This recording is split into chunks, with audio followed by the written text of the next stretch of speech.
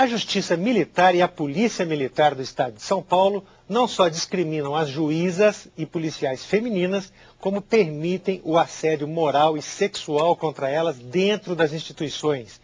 Quem faz essa denúncia é a doutora Rosiane Pinheiro de Castro, juíza militar aposentada. Acompanha a juíza nesse nosso debate sobre esse assunto o advogado Fernando Pinheiro Pedro. Bom, doutora Rosiane, a senhora fundou até uma ONG, depois de ter sido aposentada, né, que chama Massacre contra as Minorias. Eu queria que a senhora explicasse a origem desse problema que a senhora teve. A senhora foi aposentada à força, segundo consta do próprio site, da história que a senhora conta, né? Queria que a senhora contasse um pouco dessa história, dessa discriminação com a qual eu abri o nosso programa de hoje. Em 94 eu tomei posse como juíza militar, lá no estado de São Paulo, junto à 4ª auditoria. Logo depois a minha antecessora se aposentou, ficando somente eu como juíza militar, mulher, em todo o estado de São Paulo. E começaram a surgir algumas questões em que eu não concordava. Primeiro, por ser mulher, a mulher tem sempre uma visão mais prática, mais pessoal, vamos dizer, de determinados assuntos, o próprio estupro, né? Às vezes, como mulher, eu via que o policial não era o estuprado, não tinha estuprado, e sim, ele era estuprado. Porque não é por eu ser mulher que nós não vamos ver determinadas coisas. E por ser a única mulher, começaram a me procurar algumas policiais femininas que estavam sofrendo todo tipo de assédio. Muitas assédio moral, outras assédio sexual, outras ambos os assédios, e geralmente com o mesmo desfecho. Ou seja, aposentadas por insanidade.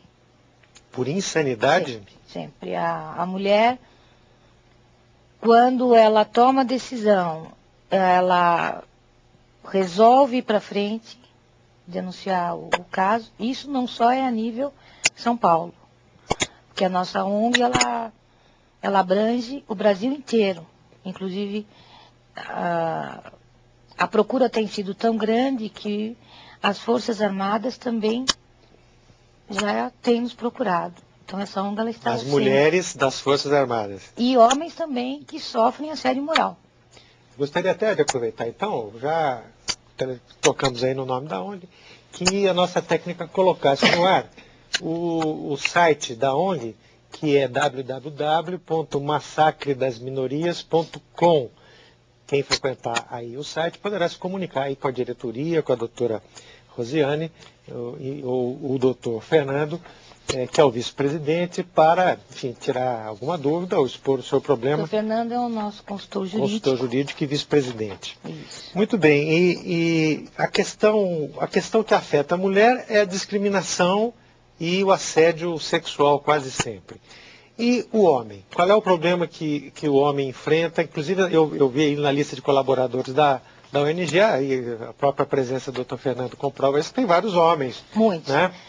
Então, qual é a queixa dos homens? Na realidade, eu quis fazer uma ONG. A ideia foi, primeiramente, os direitos humanos do policial militar. E quando eu falo policial militar, eu falo praça, e hoje também eu falo das Forças Armadas.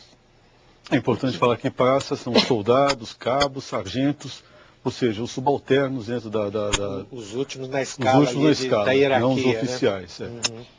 O nível de assédio moral nas polícias e nas Forças Armadas está alarmante.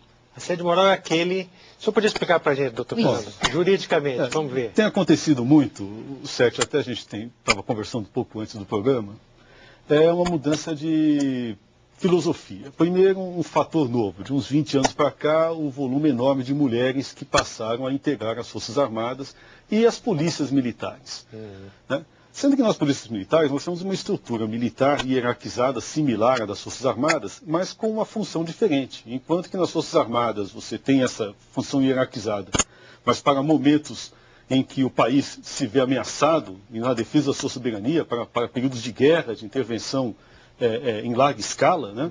Na polícia militar, essa hierarquia muito rígida, ela é voltada para uma atividade administrativa, que é de policiamento, né? Para deter pessoas, né? Prender suspeitos, reprimir manifestações. Então, quando a mulher entra nessa hierarquia, a gente tem observado isso bastante, há uma reação cultural.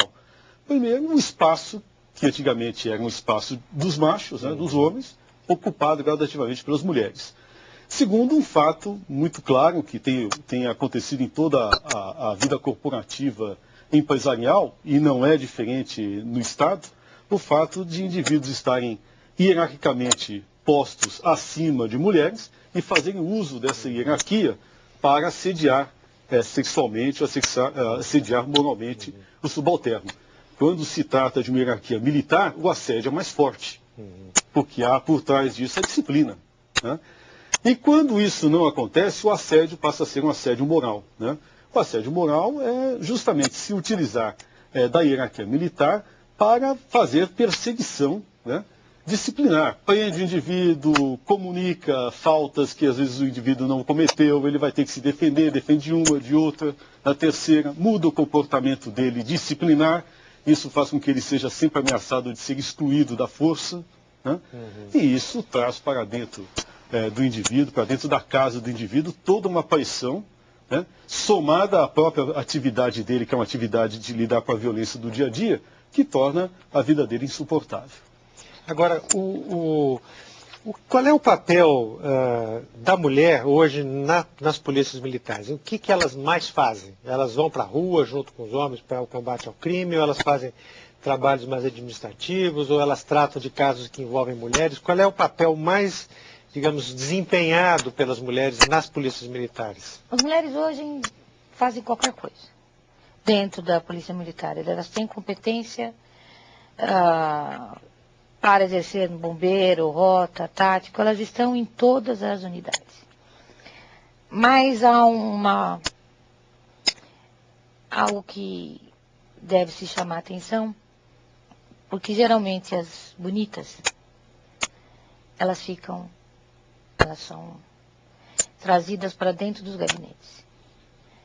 E vamos dizer, os padrões mais feios são colocados para trabalhar na rua, quando muitas não querem isso. E é ali que muitas vezes começa o assédio. Pela própria proximidade com o superior. Né? Exatamente. Tanto que, num dos processos que eu atuei, que foi uma das causas da minha aposentadoria,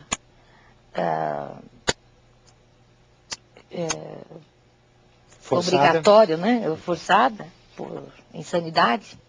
A senhora foi aposentada por insanidade eu também? Eu sou insana. E já, inclusive, é bom a senhora avisar para a gente, os telespectadores aqui terem em mente. Não, eu já estou com laudo de sanidade na bolsa, para não ter problema. Porque todas as mulheres, quando sofrem qualquer tipo de assédio, inclusive os homens também, assédio moral, também vão pela mesma. Nós temos um amigo. Com atestado médico e tudo? Nós temos um amigo, o Sargento Mendes, por sinal, me autorizou a dizer o nome dele. Ele foi considerado insano, porque se rebelou contra o sistema, o comando. E... o laudo é importante explicar. O laudo de sanidade é o seguinte, é muito comum, porque o indivíduo passar para a reserva, ou ser aposentado por insanidade, passar para a reserva no serviço militar. Porque se dá um laudo em que o indivíduo está num estresse que o desqualifica para o serviço ativo. Então, quer dizer, a insanidade precisa ser vista, entre aspas, do ponto de vista do laudo psiquiátrico, é desqualificar o indivíduo, ou seja, ele está próximo a ter crises nervosas, tal, ou seja, que o desqualifica para a atividade mas o meu policial. É insanidade mesmo. Por julgamento. É inválida permanentemente. para o exercício público. É transtorno afetivo bipolar com sintomas maníacos psicóticos. Isso foi motivado, quem que deu início, como foi dado início nesse processo? Justamente desse caso que eu comentei. Sim, a senhora estava defendendo... Eu estava com um caso, aliás, de um oficial superior que estaria assediando uma soldado, esposa também de um soldado, e esse caso veio parar nas minhas mãos, e eu condenei esse oficial superior, não por assédio sexual, nem moral, porque na justiça militar não há previsão legal para isso. Então, a parte do assédio, encaminhei para a justiça comum e fiquei com atentado violento ao pudor. Os crimes que me competiam, à época, a julgar. E esse coronel foi condenado. À época, os oficiais se revoltaram. Fique bem claro que não é esse comando de hoje, né, que foi o comando de 2004, e foi feito uma armação para que eu fosse julgada ou declarada inválida permanentemente por um psiquiatra que nunca me viu, não me conhece. É um laudo de 3, 4 linhas, não tem histórico, não tem nada. E isso praticamente acabou com a minha vida, à época, porque eu fiz concurso. Né? Tinha sido recente, né, o concurso que a senhora fez. Eu fiz em 1993, tomei posse em 94. Eu fui para a Justiça Militar. Também já trabalhou na Justiça Militar há mais de 20 anos. Já trabalhava antes, né? Eu entrei com 18 anos na Justiça Militar. Por concurso público. Aliás, fui a primeira mulher administrativamente a trabalhar no Tribunal Militar. E o meu sonho era ser juíza militar. Então, eu fiz concurso à época para uma vaga. Estudei. Era o meu sonho. Sou filha de militares, né? Neta de militares. E aquilo, à época, enfim, o assédio moral que eu passei, eu cheguei a ter mais de 30 processos administrativos. A ponto de um determinado dia eu receber 5 intimações de uma só vez. Então, o assédio moral que você passa a sofrer, a pressão, a coação que você passa a sofrer, era um julgamento atrás do outro, os motivos os mais absurdos. Porque eu não cumprimentei o presidente do Tribunal Militar numa solenidade civil. Até porque eu sou pequena, não dá para ver todo mundo. Pelo fato da senhora não ter cumprimentado o presidente? Foi uma solenidade, não solenidade, foi até uma... Isso gerou um processo administrativo? Gerou um processo administrativo. Foi numa solenidade, não, uma convenção da Polícia Militar. Teve em São Paulo, uma coisa totalmente civil. Eu fui na parte da manhã. E realmente não dá para você ver todo mundo. E eu não sou militar, eu sou juíza de direito. Né? E não teria o porquê não cumprimentá-lo, mas realmente eu não vi, não sei onde ele estava. Então, só para dar um exemplo do que é o assédio moral. Por qualquer motivo, você passa a sofrer todo tipo de constrangimento, todo tipo de pressão. Houve tentativas de invasão à minha residência, está registrado inclusive na delegacia da mulher, e a ponto de realmente mexer com a minha saúde. Eu entrei em depressão, entrei em síndrome do pânico, eu não queria mais sair de casa, se não fossem meus amigos. Né? Essa realidade, doutor Fernando, ela é observada pelo que a ONG já pôde detectar em outros estados também? É observado. Isso é comum? É comum. O grande problema, Sete, é a característica da hierarquia militar de 15 níveis, né, ou mais, que é posta hoje no serviço policial militar. Não deveria mais ser assim. Né? A Justiça Militar, pouca gente sabe disso, ela já foi criada, a Justiça Militar Estadual, ela foi criada no início do século XX, justamente como uma forma de evitar os assédios morais aos quais os policiais militares eram submetidos na época. Na época eram as famosas milícias, né? Forças públicas, que eram submetidas a enormes arbitrariedades administrativas. Naquela época a punição incluía até chibata, né? Então criou-se uma justiça especializada até para tratar desses assuntos numa ação muito forte no início do século XX, até com o apoio do Supremo Tribunal Federal na época, né? Então foi uma conquista, né? De lá para cá, é lógico que as arbitrariedades mudaram tecnologicamente.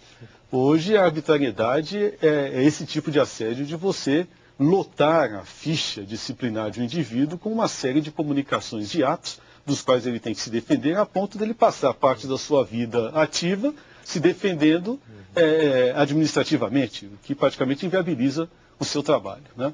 Somado a isso, há uma questão histórica.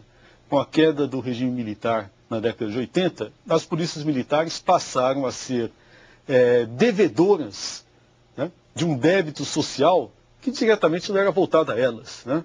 Então, a população, de certa maneira, enxerga na atividade policial militar uma atividade violenta, por princípio. E a resposta que as instituições têm dado, né, principalmente na região sudeste, né, Minas, Rio de Janeiro e São Paulo, é, de início, condenar o indivíduo por suspeita, né, afastá-lo da atividade em qualquer entreveiro de rua, né, submetê-lo a uma investigação pelas corregedorias que foram criadas aí na década de 90, né, em cada uma dessas polícias, passar a investigar a vida desse indivíduo por qualquer irregularidade apresentada, com o intuito de dar uma satisfação à sociedade, né? Quer dizer, para nós que somos civis, a gente observa a polícia trabalhando, né, administrativamente, o comando reagindo e tal. Para o indivíduo que está sozinho nessa atividade e não conta nem com a opinião pública, nem com a mídia, nem com ninguém para defender os seus direitos, ele é absolutamente massacrado. Ele não tem uma assessoria jurídica, ele muitas vezes é preso administrativamente, incomunicável, né? E as prisões administrativas podem suceder a ponto de serem prorrogadas, né? Muitas vezes há casos de suicídio. Há casos em que o indivíduo fica absolutamente inabilitado, há acusações até de tortura, né? E isso, por um período anterior, inclusive, chegou a ser algo que se verificava com muita entonação. Tem reduzido aos poucos agora com esta figura jurídica do assédio moral, que era uma coisa que começou a ser observada nas atividades empresariais, mas que agora tem que ser efetivamente observada nas atividades públicas, principalmente nas instituições militares. O assédio moral é tão grave, a nível dos praças, que já aconteceu de eu segurar um praça na minha casa, porque ele ia se suicidar. Uma outra vez, uma soldado, a mesma coisa. Porque o grau de estresse, o grau de abandono, porque chega um ponto que os praças, eles querem ajudar o colega, o companheiro, mas eles também se veem tolhidos, porque eles serão tão massacrados como. Medo da punição. Se eu como que juiz, o outro sofreu, exatamente. Há uma síndrome, que é uma coisa importante, uma síndrome, a síndrome do espírito corporativo. Né? Nós sempre acusamos, como cidadãos civis, as instituições militares de terem espírito de corpo.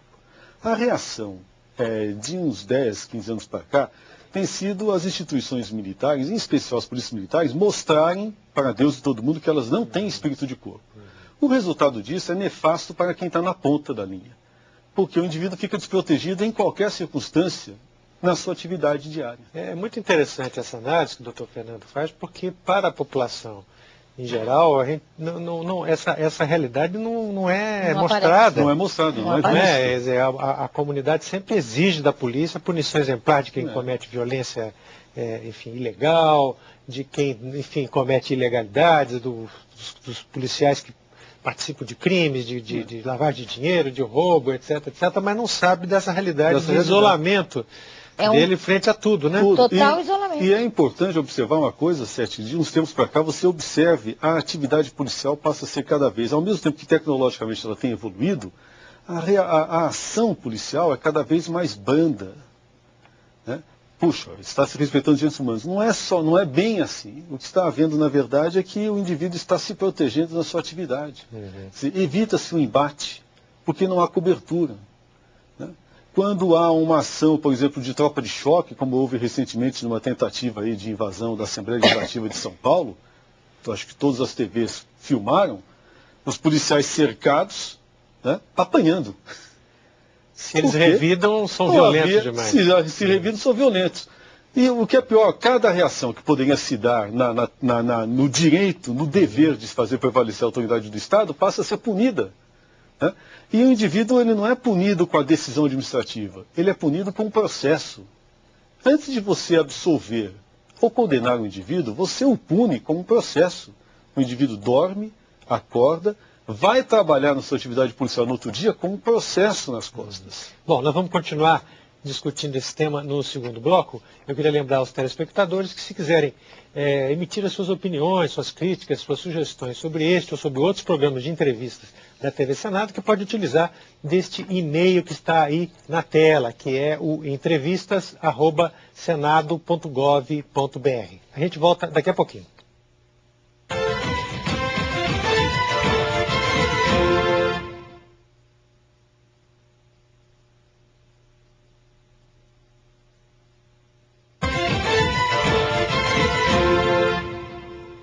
O Cidadania Debate retorna discutindo a discriminação contra a mulher e o assédio moral e sexual contra ambos os sexos nas polícias militares. O assunto está sendo discutido aqui no nosso debate com a doutora Rosiane Pinheiro de Castro, que é juíza aposentada da Justiça Militar de São Paulo, e com o doutor Fernando Pinheiro Pedro, que é vice-presidente da entidade massacredasminorias.com. Bom, nós estávamos no primeiro bloco aí tentando identificar essas razões da criação da ONG, e aí chegamos aí a detectar como o soldado, o sargento, enfim, os policiais militares de baixa patente sofrem com as perseguições de vários tipos que ocorrem de cima para baixo, ou então da sociedade, que eles se sentem muito, ou ficam muito isolados quando sofrem um processo, um inquérito, porque ninguém apoia, né? Quer dizer, nem a mídia, nem a sociedade, nem os seus superiores, nem os colegas, porque também temem a mesma punição. Às vezes nem a vizinhança. Nem a vizinhança, né? Por medo de represália. Na realidade, nós pensamos nessa ONG como os direitos humanos do policial militar. Porque... que começou como uma discriminação contra a mulher, se descobriu que, exatamente, do ponto de vista de assédio moral, a coisa era se acontece com uma juíza, que não foi no meu caso, e eu fiquei completamente sozinha, abandonada a nível de colegas e profissão, eu falei, e os praças? Como ficam? E daí já estavam me procurando praças que estavam sofrendo todo tipo de assédio moral. Quando falo praças, são homens também. E foi a nossa ideia criar essa ONG. A quem que eles podem recorrer normalmente, digamos? Um advogado é uma coisa usual, mas, por exemplo, o Ministério Público, existe alguma outra entidade? A quem que um injustiçado pode recorrer? Um policial militar injustiçado? Você vê uma coisa, tem uma lei do Estado de São Paulo. Além da ONG, naturalmente. Tem uma lei no Estado de São Paulo de 74,